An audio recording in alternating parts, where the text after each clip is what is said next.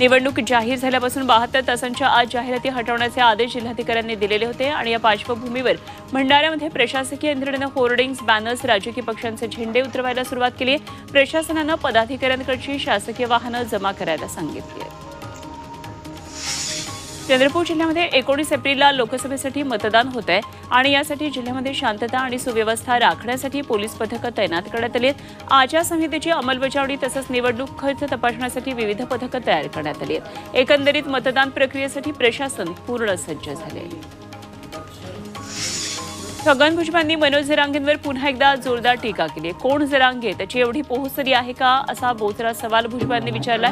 एका लोककथेचा संदर्भ देत भुजबळांनी जरांगेंना टोला लगावला। अनेक दिवस भुजबळ जरांगे हा वाद शमलेला दिसत होता, मात्र भुजबळांनी जरांगेंवर आता बोचरी टीका केल्यानं हा वाद पुन्हा भडकण्याची शक्यता आहे।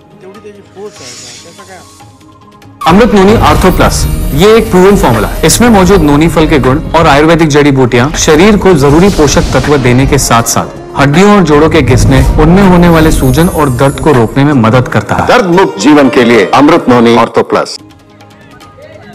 नांदेडच्या अर्धापूर तालुक्यातल्या देगावमध्ये शिंदे गटाचे आमदार बालाजी कल्याणकर यांच्या गाडीवर हल्ला झाला। एका लग्न सोहळ्यासाठी ते गेले होते आणि त्यांच्या गाडीवर काही तरुणांनी दगड मारून गाडीच्या काचा फोडल्या। मराठा आंदोलकांनी कल्याणकर यांच्या गाडीवर हल्ला केल्याचा संशय आहे। आपण पुन्हा येऊ म्हटलेलं होतं, 2.5 वर्षांनी का होईना पुन्हा आलो आणि 2 पक्ष फोडून आलो, असा टोला फडणवीसांनी विरोधकांना लगावला। उद्धव ठाकरेंनी पाठीत खंजीर खुपसल्याचा आरोप सुद्धा त्यांनी पुन्हा केला। काँग्रेस नसती तर काय झालं असतं, या प्रश्नावरून उपमुख्यमंत्री देवेंद्र फडणवीस आणि संजय राऊत यांच्यामध्ये जुंपली। काँग्रेस न होती तो क्या होता या पुस्तक प्रकाशनामध्ये बोलताना काँग्रेस नसती तर भारताचं विभाजन झालं नसतं असं फडणवीस म्हणाले। यावर काँग्रेस नसती तर पाकिस्तानचे 2 तुकडे बापजन्मात झाले नसते असं उत्तर राऊतांनी दिलं।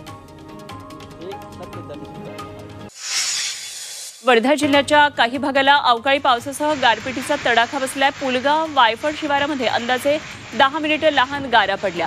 अवकाळी पाऊस तसंच गारपीट आणि जोरदार वाऱ्यामुळे गव्हाचं नुकसान झालं तर उन्हाळी पिकांना सुद्धा फटका बसला।